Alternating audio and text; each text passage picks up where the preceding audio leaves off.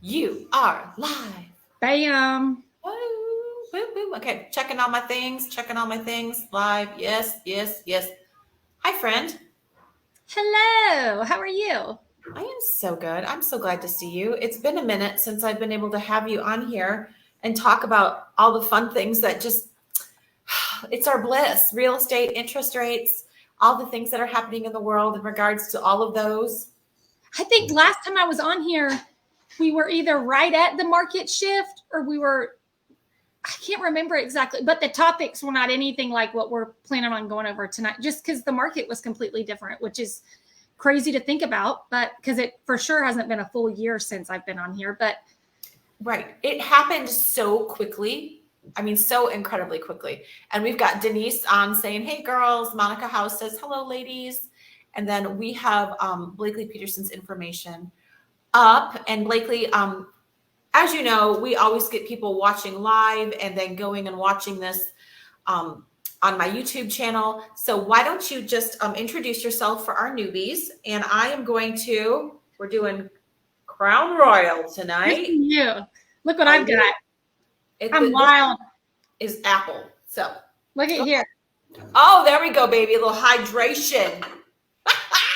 I just got done with my workout, so I came home and ate a quick breakfast supper, and here we are. I love it. So I am Blakely Peterson with Certainty Home Lending, and me and Joni do a lot of business together. I am, of course, on the finance side, and we have a lot of questions right now, both Joni and myself, in regards to interest rate. What type of market are we in? What are the incentives of buying right now? What are the interest rates? So we just want to focus on all of that, answer questions. Obviously, these topics, we could go into great detail and spend hours and hours talking about these things. So both of our information is on here. If we touch on something and you have a question, feel free to comment. And we'll be sure to get back to you, but our information will be listed as well. So you can reach out directly if you have a question, in greater detail than what we're discussing. 100% what she just said. Look at Joni, how classy she is.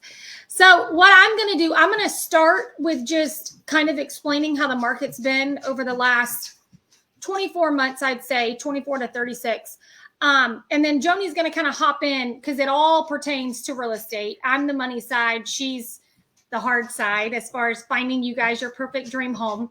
But our business ties so much directly in together as far as how the rates affect buyers and prices and, all of that fun stuff. So as we know, in 2020 and 2021, we had a pandemic. During that time, our interest rates were at an all-time historic low. So we had people, everybody was selling, prices were high, people were buying, they were in the 2s and 3s, and everybody was happy. Well, Joni, were you going to say something? No, it was like free money though. It was. Like it was something that wasn't sustainable. And as practitioners in the industry, like we are, we both were looking at each other like, this is literally free money. Like this is not sustainable. So that's just sorry. And people in this market who have followed the trends and seen where rates have been and where they've escalated to, really anybody knows that the rates could not. We had people that we were even locking in the 1s, which was absolutely unheard of. You could do a cash out refi for 2.5%, 3.5%, which the market could not sustain like that. You're absolutely right. So in 2022, our whole story changed. So with inflation and mortgage interest rates surged to the highest level since they had been over the last couple of years, since 2002. So when we saw rates increase at the beginning of 2022, that was the highest that they had been since 2002. So of course, then everybody started freaking out because we were so used to the interest rates being super low. So people were buying a lot higher because the interest rate was so low, they were qualifying for more. Yeah. Me and Joni had people that we had approved, and we had gotten them approved, say, a year before, maybe for $350, but now they could go up to $450 because where they could have been at 6%, now they're at a 3%. So a lot of buyers got excited and it changed people's picture and now what they were trying to accomplish. Right, Joni? Exactly. And it was one of those situations where because you can, they did. So they were going for more expensive homes because their interest rate was so low. And there's this expression that I hear all the time and I love it. A gift becomes an expectation. So those interest rates were truly gifts. Those aren't something like what your data says. That's not something that you see every day. And so now when we see this shift, everyone's like, well, I want my 2, I want my 3. It's like, no, that was a gift. That shouldn't be an expectation. Yeah. And as crazy as it is, even right now, so I would say January of 2022, we saw a market that was a lot like the 2020, 2021 market. So the rates were still low. We didn't see them starting to increase until I would say between March and April. That's when we saw the ticker start going up as far as rate increase. Now, of course, as soon as they start to increase, you have people buying discount points. You have sales prices changing, the market starting to change on the real estate side. Joni, when rates started to trend up, what were home prices doing? Okay, so home prices in the beginning stayed the same. So that's where you had this really weird space in the market because your home prices, people still had an expectation that they were going to be able to sell their house for 30% above what it was 18 months ago. Like they wanted that 30% equity on that year over year when it's usually only 5 to 8%. So the expectation of sellers and the reality of buyers did not match up. So we did see a dip in activity. Our job at that point was very hard because it was hard to explain. It was hard to explain to people what was happening in the market and why it was changing as rapidly as it was. So to kind of touch on that, normally the market opens between 10 and 10:30. Rates are released. That's your rate for the day. That's the market rate. You go off of that rate as far as locking people in. In 2022, rates would change 5 to 6 times. Well, there were major hikes 5 to 6 times of last year, but throughout the day, they would change 5 to 6 times. So like I could quote somebody at 10:45 once the rates were released for the day. And I would have to tell them, this is only the accurate rate for right now. If you don't lock, which it's 100% up to you, in 2 hours, the rates could get a little bit worse or a little bit better. But all day we were getting market updates where they worsened or they got better or they worsened, and then they got better. So on the finance side, we had to constantly, our buyers that were shopping, that were trying to figure out, do we lock now? Do we lock later? Do we do the long-term lock? And lock ourselves in now so we know that we're all set. So it was hard to keep up with the market and keep clients in the know as far as what rates were doing when they were changing that drastically. We had never seen a market like that, especially where there were that many updates throughout the day. It was just crazy to even explain to borrowers. It was really hard to keep people to communicate because it wasn't just like, we'll check in with you in the morning. You literally needed to be having your people in the know all day long. And that's not realistic either. Right. So for us in the industry during that time, we had to give a lot of people bad news. Mm-hmm. We had to, and good agents and good lenders had to be really honest and just say, I had a number of listings that we just pulled off the market because you couldn't sell where, I think my date was July 19th. Is when I saw the significant shift where what people could sell their house for 2 weeks prior, they could no longer get that. And it was very palatable and people really had to have those hard conversations. And you hear a lot of people say that they were ready to list in August or September and they barely missed the mark because it was literally almost like a light switch. The market shifted so quick. Mm-hmm. And like Joni said, of course, we tried our best to update everybody and keep everybody updated. But at that time, I would say around August or September, Joni, it became kind of a buyer's market. It did. There was definitely most of the time change in real estate happens gradually. Mm-hmm. But in these two extremes, I would say 2022 literally had two different markets. You know, we had the beginning of 2022 was crazy sellers market, all the things. And then after it switched over after July, we started to see that significant change. And what I personally liked is when we started to balance out. Which is what all of those buyers who had no chance, who had an FHA, a VA, a USDA loan, they didn't have all the cash that people were offering. They didn't have the appraisal gap opportunities. They lost the American dream. They were no longer able to become a homeowner. Once we started to balance out in August and September, it was honestly a relief to be able to serve clients in a way that was like a level playing field.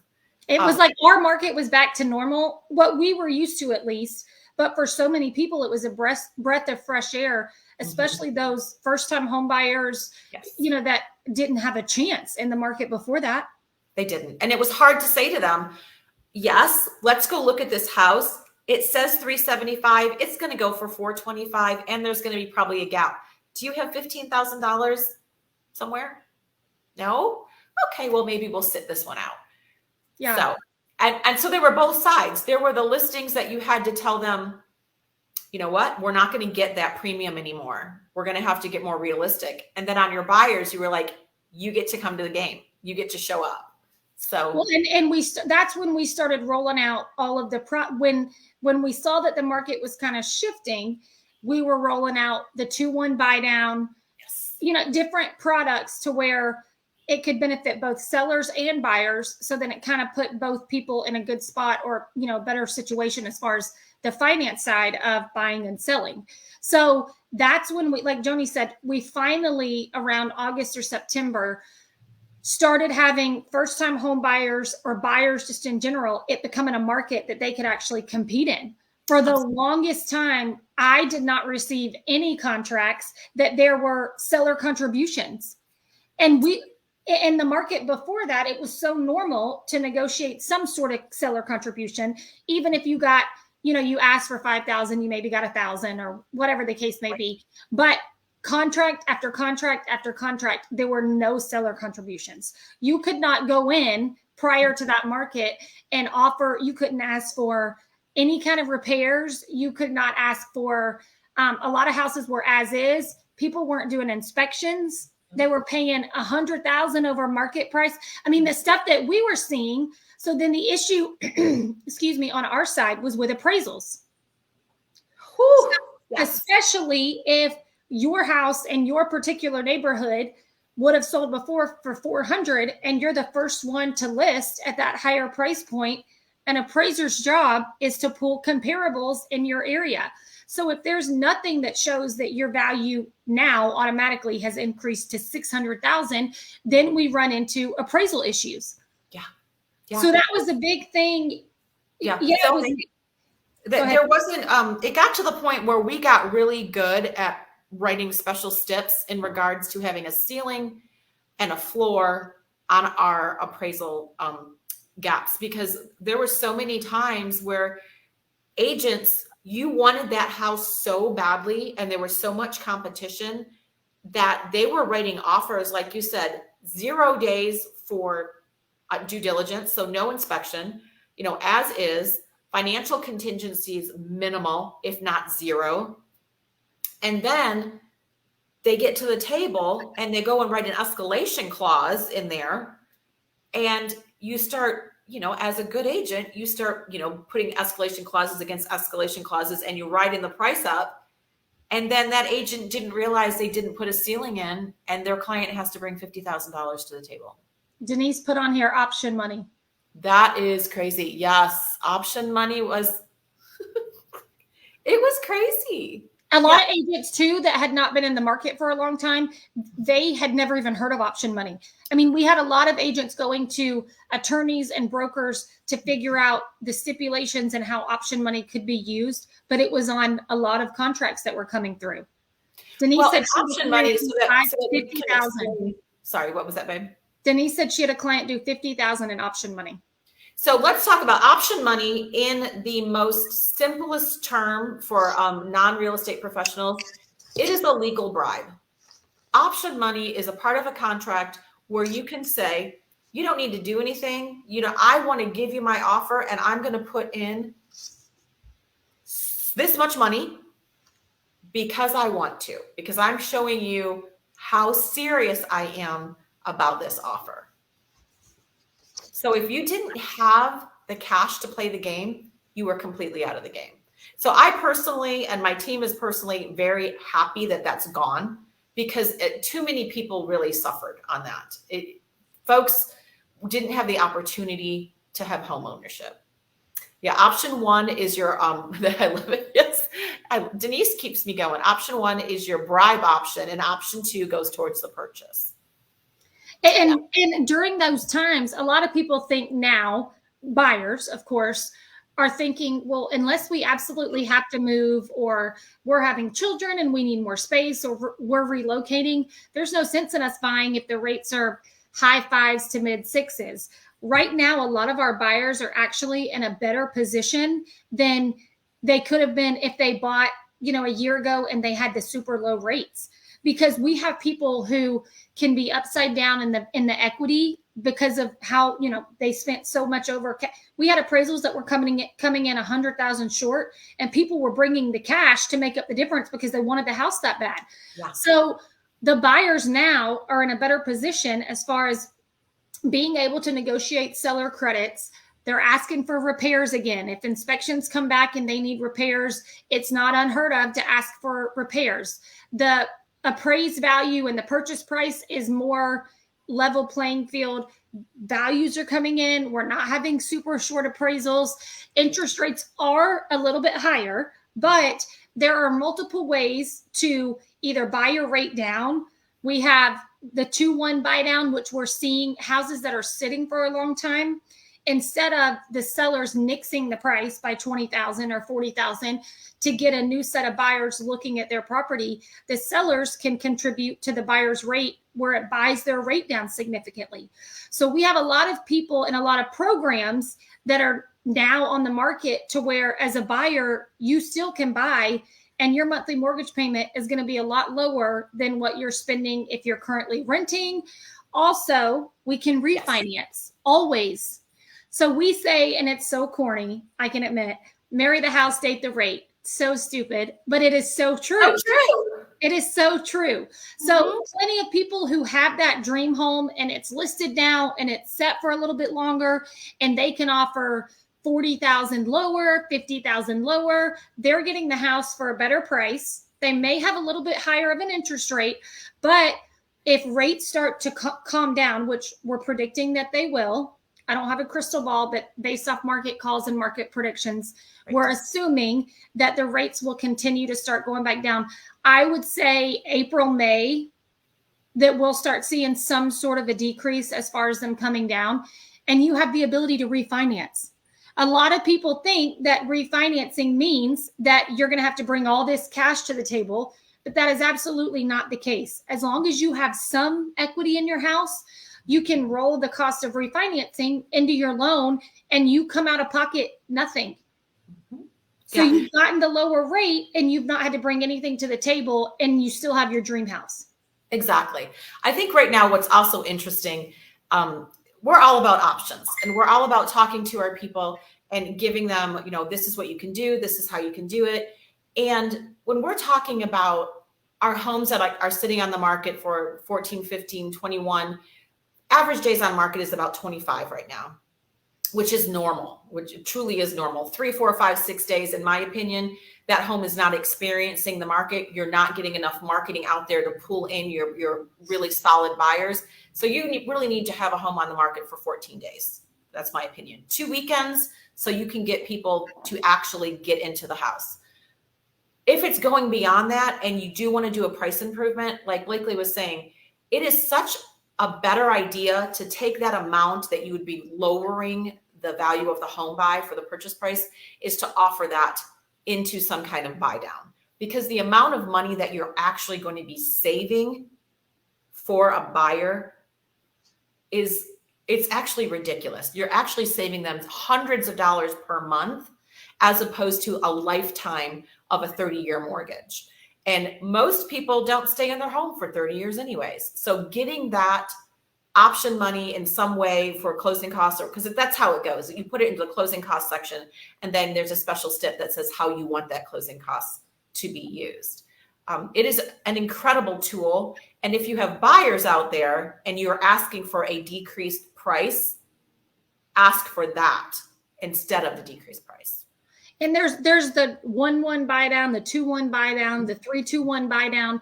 So get with a lender, call me if you have questions on them, because when people are dropping their price because they're not getting the interest that they think they should be, they're not dropping it by $2,000.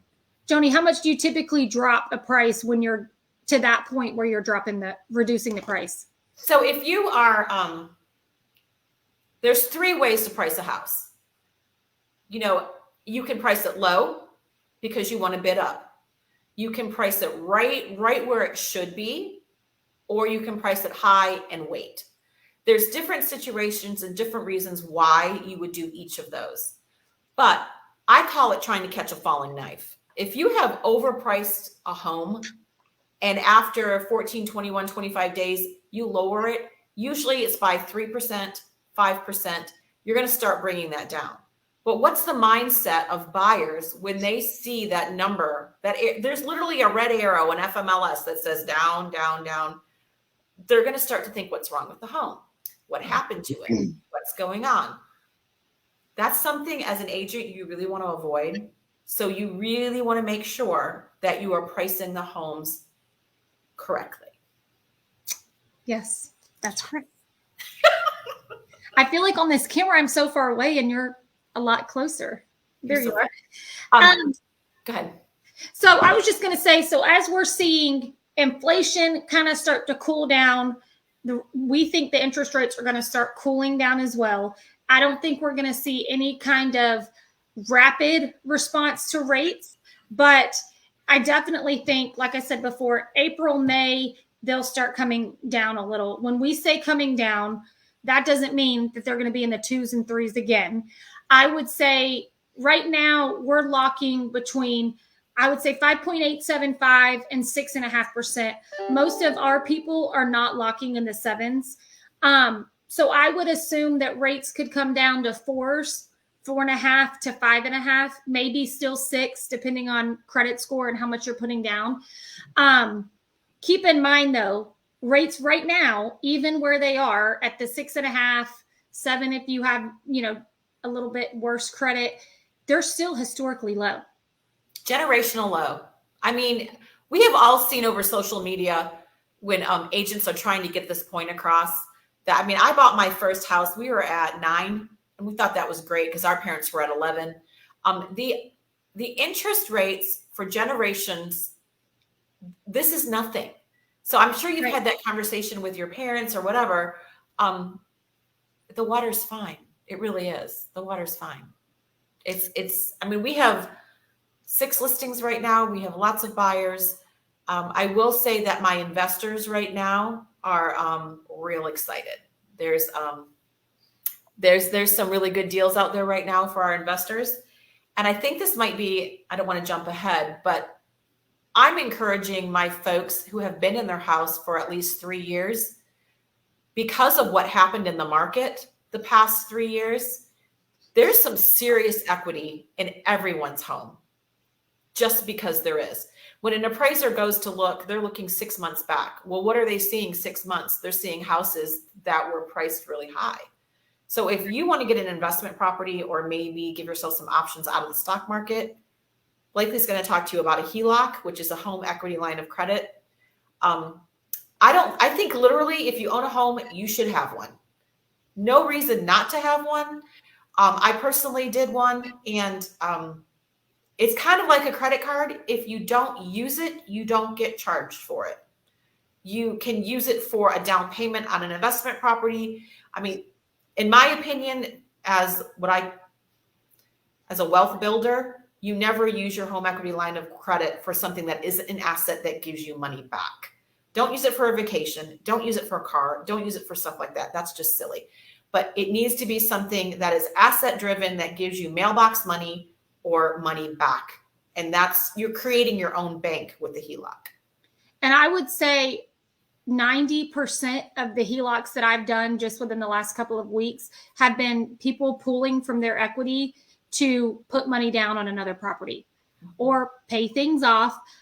There are some people, of course, with the way the market is, that they're struggling to make ends meet, which is totally fine. So they're pulling cash out. Like Joni said, if you pull 50,000 out, you don't have to take draws to use the whole 50,000. So the way a HELOC is different than a cash out refi, because with a cash out refi, you are refinancing your current mortgage. So for a lot of people, that doesn't make a ton of sense right now with rates being higher. So if you locked a couple of years ago, or if your rate's lower than 6.5%, you don't want to do a refinance and do a cash out refi, pull money out, and then have your primary mortgage payment go up significantly because you're pulling your equity out and you're getting a higher interest rate. With the HELOC, the way that it's done is we actually had a loan officer that just did one, and it's crazy. He did one personally, and he had his money in 5 days. That's insane. That's amazing. And we've had people that have shopped us, of course, which is common, with Truist, Bank of America, and they're taking 3 to 4 weeks to complete the HELOC process. And with ours, you have your money within 5 to 10 days. So with a HELOC, like I was explaining before, it goes on your credit just like another payment, like another credit card payment. So if you pull out 50,000 and the interest rate is, say, 8%, the interest rate is going to be higher on a HELOC. That does not have anything to do technically with your mortgage and your mortgage payment. This will be listed completely separate on your credit report. Now, when you go to sell, most people pay off the home, pay off the HELOC, and then you're free of that debt. With our HELOC product, it is a fixed interest rate. A lot of people's products, it is not a fixed interest rate. So as the market moves and rates shift, your interest rate is going to change as well, which affects with your drawing how much you're going to have to pay back. So with a fixed rate, you can calculate what it's going to be for the life of that HELOC. We do offer 5-year, 10-year, 15-year, and 30-year. So the way that our HELOC product works is you do a quick loan application online, you put in your property address and your information, and it automatically pulls your credit based off your social security and your date of birth. So with that, it pulls your loan balance straight off the credit report, what the credit is showing that you owe on that particular loan. And then you've put your property address in there as well. So it pulls from a census tract, like Joni said, based off of comps in the last 6 months to see where your home value is. Now, if based off of the income that you verified and the census tract and the appraised value, you know right then that you're approved for the HELOC. So you don't have to come back and talk to me and go through additional underwriting. You're done right then. It's all a max of 15-minute process. So you're able to, at that point, once you've put your information in and you've seen your options, you can break down as much as you want to pull out, as well as the year term. So if you put in there originally, you want to do 100,000 out and you want to do a 30-year term, you can absolutely tweak that and kind of play with the system to see, okay, well, what if I do 50,000 out and I only do a 5-year term?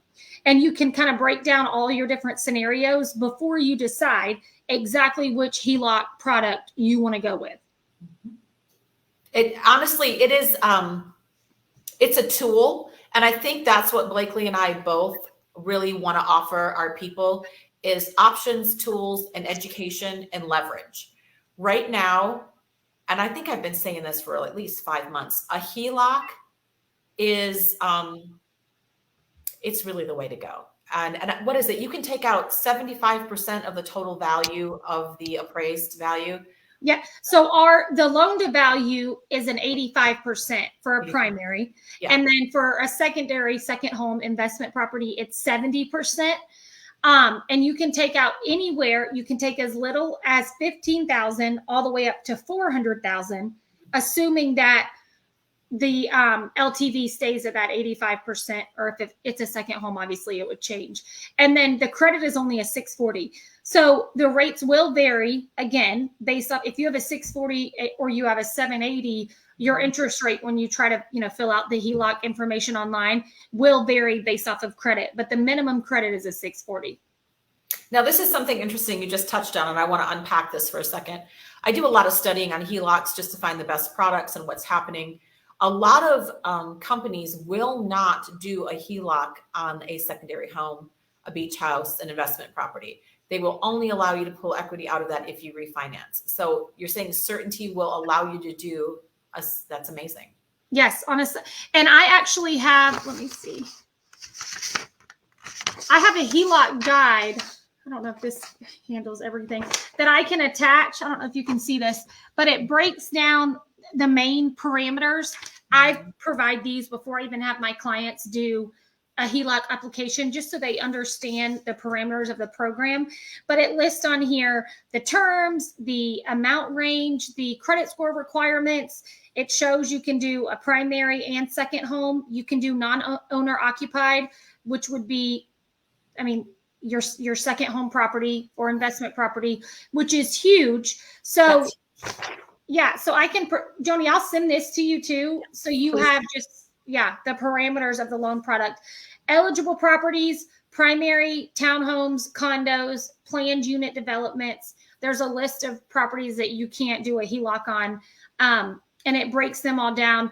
But yeah, so it's not a waiting game as far as, like I said, when people were going to Truist, they were like, yeah, it'll be 3 to 4 weeks. Mm-hmm. Well, big banks like that, which my checking savings business account is all with Truist. But, they don't just do HELOCs or mortgages. They do a million other loans. So it takes them a long time to be able to get you that money. But with this HELOC, you can close and get your funds between 5 and 10 days. So I want to, we've talked about a lot of things, but this moment is huge. I know a lot of you have joined my private Facebook page called Hey Joni, just how my name is spelled. And that's primarily for people who are interested in investing, who are investors. This product, I have people who have 50 rental properties. Can you imagine if they're able to do a HELOC on all of those properties? What does that do for their portfolio? It's life-changing. So I'm just saying, y'all, this is, what is this? This is the secret sauce. This is amazing. And it's my friend too. That's right. And we have a good time while we're doing it. We do. We always have a good time. So are there any questions? We kind of went way down and did, went into the weeds a little bit. And just to kind of, we've gone over a lot. We've gone over different products. We've gone over buy down options. If anybody sees this and has additional questions or wants us to do kind of a one-on-one to explain things in greater detail, we're able to do that. There are a million ways right now that you can still buy. We have super creative financing and ways that we can make it work for you to where even though rates are a little bit higher, it still makes sense for you to buy. And we need to, this is the myth that still blows me away when I'm talking to first-time home buyers. Do I need to put 20% down? Never. Go ahead. People that have not bought in years think that for jumbo products, for first-time home buy, whatever program it is, that you have to put 20% down. You can go conventional. Most people know that with FHA, you can do as little as 3.5%. Some people would rather go conventional than FHA. With conventional, you can put down as little as 3%. There are even jumbo products where you can go all the way up to a loan amount of $970. So a loan amount, not a sales price, a loan amount of $970 and only put 3% down. Which is correct. You've never been able to only put 3% down on a jumbo product, but you now have the ability to do that as well. So there's no excuse for people not buying, whether it's a first-time home, if you're buying for your third or fourth time, or if you're looking for a jumbo. Again, there's creative financing products out there. Me and Joni get way creative and make it work so that buyers and, on Joni's side, sellers are in the best spot possible, as we're here to build wealth and to help you guys make the most educated decision, as buying your home is the biggest purchase you'll ever make. Yeah. And we do this literally every day, multiple times a day. The average person does a buy sell 3 to 5 times in a lifetime. So my sweet people out there who are like, I'm going to sell it by myself on a for sale by owner. Good luck. Good idea. Not a good idea. Not the best way to use your time or your resources. Likely, we could keep going and going and going. This has been so good. We unpacked so much. This video will be shared and saved on our Facebook pages. It's also over on my YouTube channel under Joni Bates Sells. Denise will put the link on the side for our website, our team website, and we have a whole media section with resources in that website. So, and of course, Blakely is our preferred lender. We literally will text each other at all times of day and night. So we do. Yeah, we do. Because we work 24/7, which we're here for you guys always. I love it. Thank you, honey. Love you guys. Call us with questions. We're happy to help. Yes, yes, yes, and yes. Absolutely. Call us. We're always here. I'm leaving. Bye, guys. I'm leaving the studio. Leaving studio.